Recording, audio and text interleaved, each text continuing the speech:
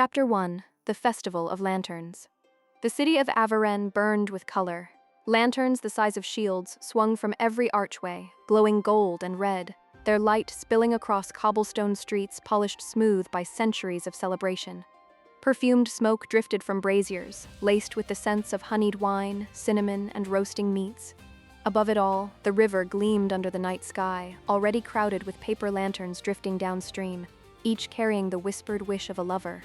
Izzi, a small elf girl, walked through it as though she belonged to the night itself. The crowd parted without meaning to, the kind of unconscious sway people made when beauty and confidence moved among them. Her long, wavy chestnut hair, streaked with copper, glows like molten fire under lantern light, spilling past her shoulders in loose waves. Her violet-gray eyes are arresting, sharp, playful, and almost dangerous in their intensity, as though they could strip secrets from strangers with a single glance. Her slender, willowy frame, graceful yet coiled with energy, every step like a dancer's. Her tunic clings to her curves, just enough to draw the eye, and a silver cuff gleams on her pointed ear. Her mouth is quick to smirk, soft lips curling with mischief that can disarm or unsettle. The faint scar at the corner of her mouth, visible only when she smiles wide, hints at the danger beneath her beauty. Her quarry was already watching her, a man, tall, broad, with hair like raven silk and a grin that promised trouble. His eyes lingered on her as though trying to drink her in before she disappeared. Izzi had met his kind before, festival lovers, drawn in by music and wine and the possibility of forgetting the world for one night. She didn't slow her stride, didn't break the game. She let him follow her through the market square, past jugglers and fire dancers, until they slipped into a quieter alley painted in moonlight. There, she turned. "Are you following me? She asked. Or leading me somewhere?" Depends. He said, stepping close enough for her to smell the spiced wine on his breath. Do you like to be led? She laughed, low in her throat, the kind of laugh that told him she was already imagining the answer. His hand came to rest against the stone wall beside her head. Hers found the back of his neck, drawing him down. The kiss was deep from the start, heat rising between them in seconds. What followed was a blur of eager hands and whispered names, the faint scrape of her nails against his jaw, the warmth of his skin under her palms. His breath caught when she bit at his lower lip, when her fingers traced the edge of his belt. The night folded in around them, only the sounds of their bodies, the rustle of clothes, and the pulse of the city beyond the walls marking the passing of time. When it was over, they lay tangled on the narrow bed of the rented room, the air thick with the smell of sweat, candle wax, and satisfaction.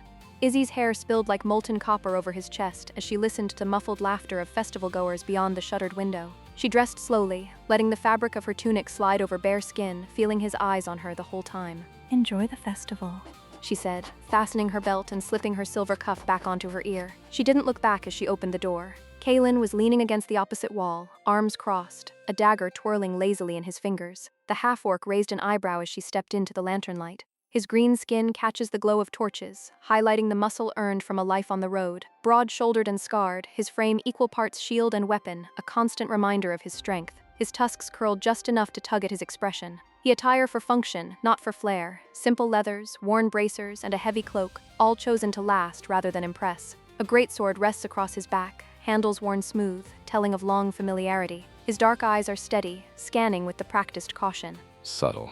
He said flatly. You know these walls are thin, right?" Izzi's lips curved into a sly smile. "What, were you listening?" Listening. Kaelen snorted. Festival musicians stopped playing 3 times. I think the whole damn street was listening. She tilted her head, eyes glittering with mischief. "Jealous?" Kaelen pushed off the wall, his mouth twitching toward a smile he wouldn't quite allow. Of him? No. His gaze lingered a fraction too long. Of you making that much noise without me? Maybe. Izzi's laugh was warm, knowing. She hooked her arm through his and pulled him back toward the glow of the festival. "Come on, big man. The night's still young."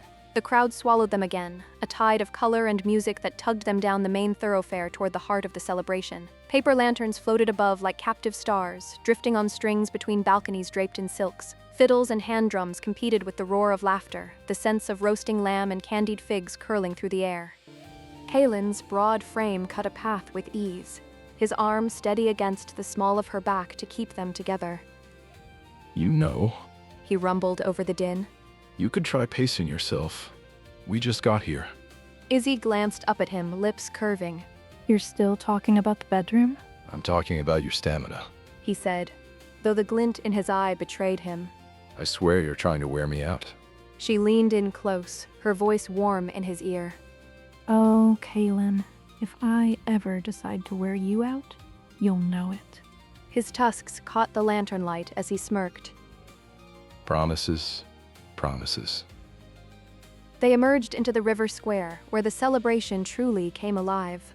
A wide stone plaza overlooked the water, its edges lined with long tables groaning under plates of spiced meats, steaming breads, and wine decanters sweating in the night air. At the far side, a group of masked dancers spun in a tight circle, skirts flaring in the lamplight. Gods, I love this city. Izzy murmured, taking in the scene. Every corner smells like cinnamon. That's not cinnamon. Kaelen deadpanned. Izzy plucked a skewer of charred meat from a vendor's tray without breaking stride. Depends who you're asking. She tore off a bite, licking the juice from her lips. You hungry? Starving. Kaelen said, and she was fairly certain he wasn't talking about food as she handed him the rest of the skewer. They wove deeper into the crowd, the hum of conversation softening when a ripple of attention moved toward the far end of the plaza. Izzy followed the shift in energy and saw her, a woman leaning against the balcony rail of an upper terrace, the glow of the lanterns gilding her raven hair and pale shoulders. A mask of gold filigree hid her eyes, but even from here, Izzy felt the weight of the woman's gaze. Kaelen noticed too. Friend of yours. Not yet. Izzy said, her tone slow, almost thoughtful. The masked woman tilted her head, lifted a glass of wine in silent salute, and disappeared inside. Kaelen groaned. Please tell me you're not. Going to find her? Izzy licked the last of the meat's juice from her fingers, smiling like a cat who'd spotted cream. Oh, I absolutely am. Kaelen pinched the bridge of his nose. We just got here, Iz. She slid her arm through his again, tugging him toward the nearest set of stairs. And isn't that wonderful? The climb took them past balconies heavy with potted jasmine, the flower's perfume clinging to the warm night air. The music shifted here, softer, more intimate, as if the higher terraces belonged to another, more private festival entirely. Let me guess. Kaelen murmured. You're imagining how her lips taste. I was, Izzy said without shame. but now I'm imagining your face when I tell you later. Remind me why I travel with you? Because without me, your nights would be tragically boring. The upper terrace was quieter, the noise of the plaza below softened to a distant thrum. Lantern light painted the walls in honey and rose, the air thick with jasmine and the faint bite of expensive wine. Izzy stepped onto the balcony, eyes searching for the raven-haired beauty. The gold-masked woman stood near the balustrade, wine glass in hand, looking out over the drifting lanterns on the river as though the world beyond them barely existed. Well, Izzy murmured to Kaelen. I think this is my cue. Uh-huh. He said, his gaze fixed on the woman. Then his tone shifted, low, edged with warning. Is? He put his one hand on her shoulder. She tilted her head at him, annoyed at the sudden gravity in his voice, and then turned back toward the masked figure. As she closed the distance, the woman turned just enough for the lantern light to catch the molten silver of her eyes through the mask's filigree. Izzy stopped mid-step, her stomach tensed and her smile faded. Oh, The woman's lips curved in a slow, knowing smile. Hello, Izzy. Celine Vireth. Of course it was. Memories surged, hot breath in the dark, promises whispered against her skin, then the cut of betrayal, the sting of a blade where trust had been. Izzy's throat tightened as she forced herself to hold Celine's gaze. She shoved the memory down, hard, and crossed her arms in a show of composure she didn't quite feel. didn't realize Avarenne was letting just anyone in for the festival this year. Izzy said. Not just anyone, Celine replied, her voice velvet over steel. but I heard there might be something worth seeing. Her eyes caught Izzy's, a flicker of meaning passing between them. Something old, something powerful. The artifact of Thalen. Of course she knew. Celine always knew. Izzy was there on a tip, but if Celine was here, maybe. Izzy's mouth went dry, though she forced a lazy shrug. Maybe. But you're a long way from home, Celine. What's the matter? No one else to toy with tonight? Celine stepped closer, the faint scent of cedar and smoke wrapping around Izzy like an old memory. Oh, I have plenty of people to toy with. I'm just rather selective when it comes to who I let close. Izzi hated the way her pulse sped. And you think you're getting close to me? Celine tilted her head, eyes glittering with amusement. You wanted fire. I showed you how much it could burn. Kaelen stood like a wall, one hand on his hilt and the other still on Izzi's shoulder. What do you want, Celine? He asked angrily. Celine's smile didn't waver as she glanced at him. Her gaze flicked back to Izzi, sharp and unreadable. Her hand flicked, and something clattered at Izzi's feet. A disc no bigger than a palm, etched with shifting symbols that writhed in the lantern light. The markings almost resembled words, but the longer Izzi stared, the less they made sense. Izzi smirked, or tried to. You've always been generous with your warnings, Celine. I've always been generous with you, little rabbit. Celine corrected, her voice dropping just enough to make Izzi's stomach twist again. And just like that, the conversation was over. Celine drifted back into the shadows of the terrace, the gold mask vanishing into the crowd as easily as a breath of smoke. Izzi exhaled slowly, only realizing then that her hands were clenched, face withdrawn, chest heavy. Kaelen, on edge, turned to her. Are you all right? Fine. I'm fine. Izzi muttered, turning away from the terrace. Damn, that woman? Izzi bent down and picked up the rune. It burned warm in her hand as though pulled from fire. I can't make anything of this, she said. She turned to look out the terrace window.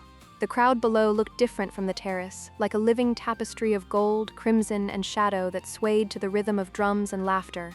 Lanterns bobbed over heads, casting flickering light across strangers' faces, making it impossible to tell who might be watching her. Izzi stood at the balcony rail, her palms pressed to the cool stone. She tried to lose herself in the beauty of it, the scent of wine, the hum of conversation, the way the paper lanterns drifted like tiny glowing ships on the river's dark current, but her mind wouldn't stay still. Celine's voice clung to her, low and silken. Something old, something powerful. Izzi had heard a dozen rumors about the artifact of Kaelen since leaving Valoren. Most were rubbish, drunken tavern tales about relics that could call storms or grant immortality. But this one was different. The artifact's story stretched back centuries, older than most human kingdoms, a single object capable of rewriting a moment in time, not changing the present by force or foresight, but reaching backward, pulling at a single thread until the whole tapestry of someone's life was rewoven. Dangerous magic, the kind that was never supposed to survive. Kaelen returned from the far end of the terrace, a mug of something dark and foamy in one hand. You've got that look again. She didn't glance at him. What look? The one you get right before you do something incredibly stupid. He said, taking a sip. And no, I'm not talking about what happened in that room earlier. She gave him a side-eye glare, but her lips curved despite herself. Celine knows something, Kaelen. She wouldn't have brought it up unless... Unless she wants something from you. He cut in. Which she always does. It's never free. The memory of Celine's fingers on her skin flared in her mind, along with the way she'd left things the last time. The embarrassment prickled again, hot in her chest. Doesn't mean she's wrong, Izzi said quietly. Kaelen leaned his elbows on the balcony beside her. Yes. If this thing even exists, it's not the sort of prize you just pocket and smile about. It's the sort of thing that gets kingdoms burned to the ground. And this is Celine. She stayed silent for a long moment, watching a trio of masked dancers spin below. The skirts of their dresses flashed with every turn, their faces unreadable behind porcelain masks. Secrets everywhere. Celine could be lying, but she could also be leading Izzi straight to the truth she'd been chasing for years. And if there was even a chance the artifact was here in Avarenne, passing it up wasn't an option. Izzi straightened, her decision made. We're going after it. I will take it from her. Kaelen groaned like a man watching a cart roll downhill without brakes. Of course we are. Why do I even... Because you'd miss me otherwise, Izzi said, brushing past him toward the terrace steps. Or I'd live longer. He muttered, falling into step beside her. The steps from the upper terrace spilled them back into the crush of the festival, where the air was warmer, thicker, the press of bodies close enough to feel every brush of an elbow or swirl of perfume. Musicians played faster here, strings and drums galloping like a heartbeat, and somewhere nearby a vendor was caramelizing almonds, the sweet smell cutting through the smoke of roasting meats. Izzi's eyes swept the crowd, hunting for the gleam of a gold mask. She moves like a ghost in these crowds, Kaelen murmured, scanning the throng. even when she's not trying to. Izzy's lips pressed together. Celine's not a ghost. She's a fire. And fire leaves a trail if you know how to look for it. The trail came in flickers, a flash of raven hair vanishing around a vendor's tent, a glimpse of a long silk sleeve slipping between dancers. Every time Izzy caught sight of her, Celine was already moving again, weaving through the crowd with the easy confidence of someone who knew exactly where she was going. They followed her through twisting market lanes lit by swaying lanterns. Here the noise thinned, replaced by the murmurs of couples pressed close in shadowed alcoves. The air grew cooler, the scent of river water replacing the festival's spices. At the end of one narrow lane stood a weathered door, half hidden between a tanner's shop and a shuttered bakery. Celine slipped inside without so much as a glance behind her. Izzy reached the door seconds later, pausing just long enough to press her hand to the rough wood. Warm. Someone had burned a candle inside, recently. She pushed it open. The space beyond was small and dim, lit by a single oil lamp. The smell of damp parchment filled the air, and along the back wall stood a low table scattered with old maps and fragments of parchment, each pinned with small iron weights. Symbols were drawn in dark ink, not words but curling runes, their shapes as old as the stories Izzy had grown up hearing. Kaelen stepped in behind her, eyes narrowing. Tell me what I'm looking at, Izzy. Izzy's gaze landed on a folded scrap of parchment weighted beneath a shard of polished obsidian. She picked it up, careful not to smudge the ink. In the lamplight, the drawing came alive, a stylized river bending around a hill crowned with a single tree. Beneath it, in looping script, were 5 words in the ancient tongue. Where water remembers the moon. Her pulse quickened. It wasn't much, but it was enough. Celine's voice came from the shadows of the room, low and amused. You always were quick to take the bait. Izzy turned, but Celine was already slipping toward a side door, gold mask glinting in the lamplight. Find it first, She said. and maybe I'll let you keep it. The door closed softly behind her, leaving Izzy standing in the lamplight, the map still in her hand. Kaelen exhaled. So, are we chasing her again, or is this the part where we pretend we're not interested? Izzy smiled faintly, tucking the parchment into her belt. Oh, we're definitely chasing. They left Avarenne long after the music began to fade. The festival still pulsed in the heart of the city, its laughter and music drifting into the night like smoke from a dying fire. From the hilltop road, the sight was breathtaking. Lanterns floated above the streets in shimmering constellations, their reflections trembling in the river below. The whole city seemed wrapped in gold and firelight, a jewel set into the dark crown of the valley. Izzy slowed her stride just enough to take it in. You ever think, She said softly, about how places like this only exist for a night? Tomorrow the lanterns will be gone, the music over, and it'll all just be a memory. Kaelen glanced at her, the torchlight picking out the curve of his tusks. That's the thing about nights like this is, you remember the best parts and forget the rest. She let out a quiet laugh, her eyes lingering on the distant glow. Maybe it was the way the city looked from here. Maybe it was the parchment tucked against her hip, but she felt that old ache again, the one that whispered of what could be changed, if only she found the artifact. The road curved down toward the river, the noise of the city giving way to the hush of water and the rustle of willow branches. Moonlight spilled silver over the world, turning the grass along the bank into a field of frost. The air smelled of wet stone and cool earth, clean after the crush of the festival. They reached a bend where the current slowed, the water broad and black beneath the sky. Kaelen crouched, running his fingers through the silt. You think this is the place? Izzy pulled the parchment free, studying the sketch again. The stylized river, the hill, the lone tree. Here, the moon hung low enough that its reflection lay like a molten coin on the water's surface. Where water remembers the moon. She murmured, the words tasting strange in her mouth. Kaelen straightened, scanning the opposite bank. I don't like it. Too quiet. That's because you're waiting for someone to jump out with a sword. She said. Me, I'm listening for the river to tell me its secrets. He gave her a skeptical look. You hear anything yet? She smiled faintly. Not yet, but I will. They moved along the bank, the grass whispering around their boots, until the shadow of a low hill rose before them. At its crest stood a single gnarled tree, its branches bare but for the silvery lichen that clung to them. The moon's reflection stretched toward it like a path. Izzy stopped, feeling a pull in her chest she couldn't quite name. Whatever lay ahead, she knew this was where the trail truly began. The hill was steeper than it looked from below. Grass whispered against their legs, and somewhere in the dark, a night bird called low and mournful. The tree's silhouette loomed above, black against the silver sweep of the sky, its bare branches clawing upward as though trying to snare the moon itself. Kaelen's boots were nearly silent for a man his size, but Izzi could feel his presence like a shadow at her back. It was comforting in its way, the steady, unshakable weight of him. You'd think, He said quietly. after all these years, I'd stop noticing the way people look at me.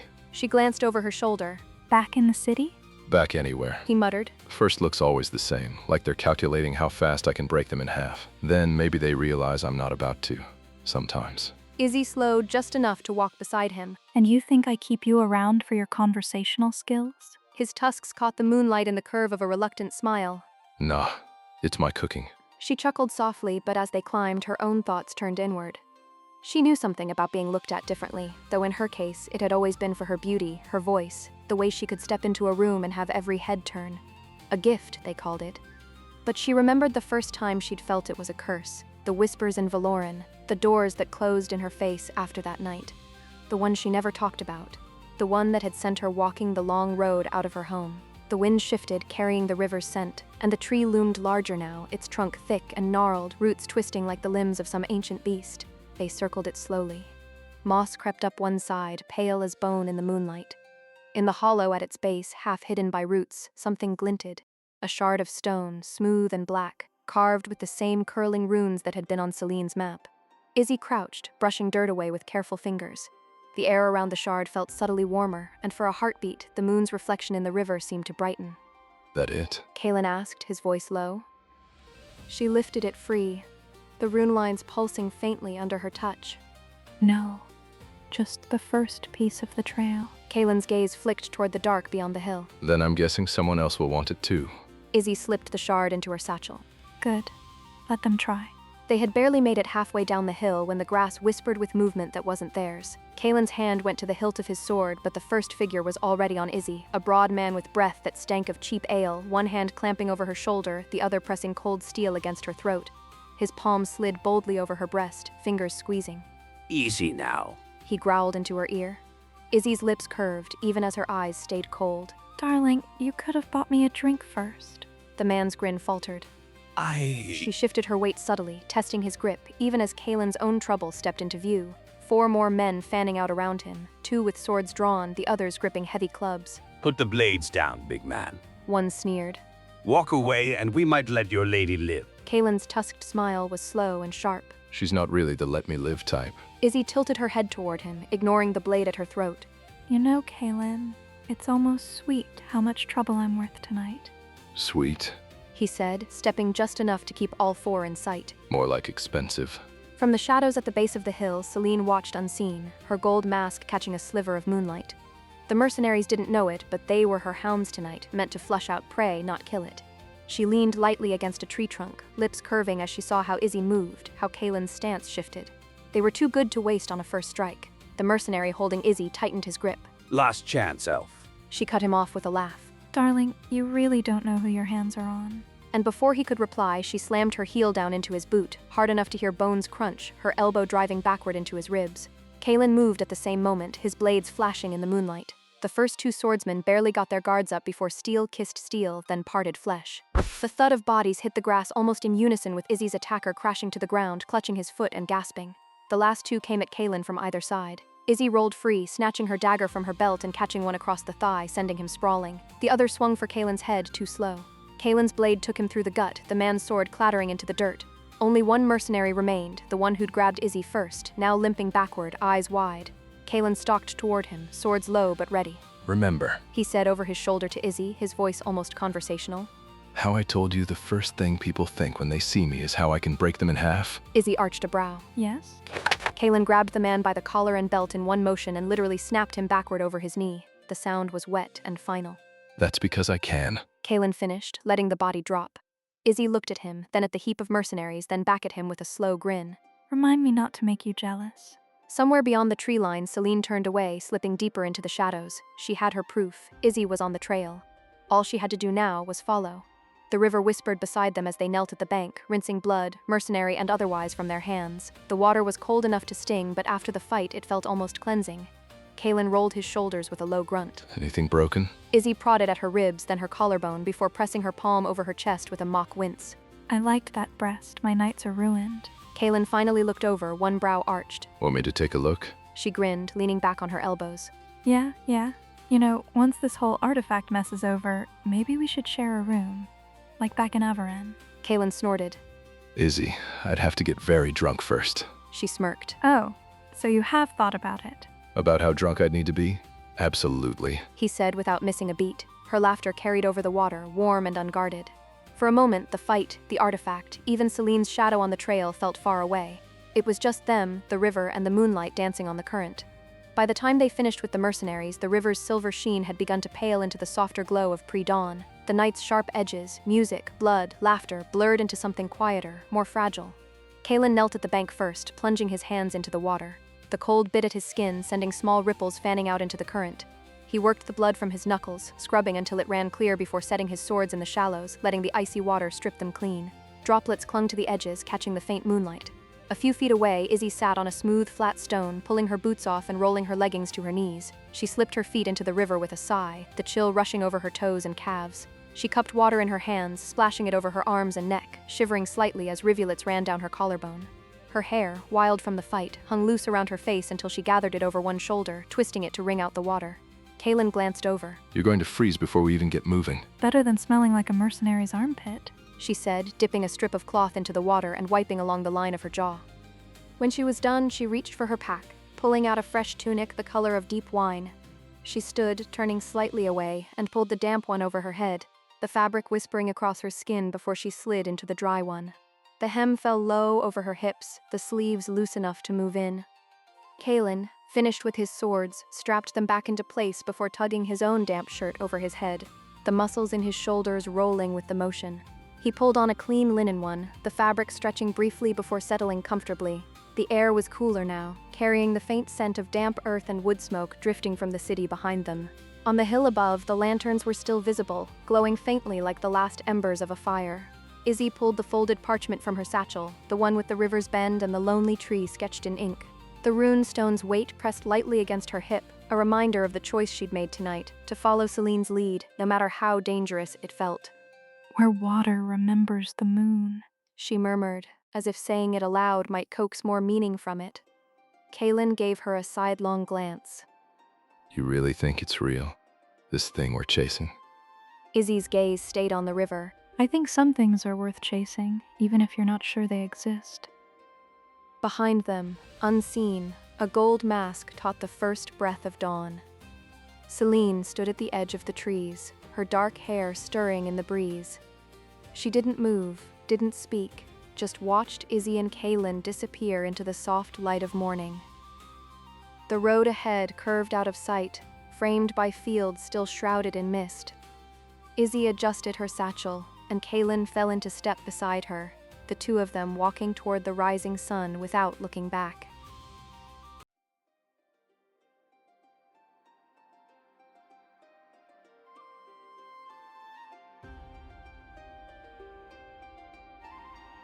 Thank you for listening. Please like, comment, and subscribe. More chapters are on the way.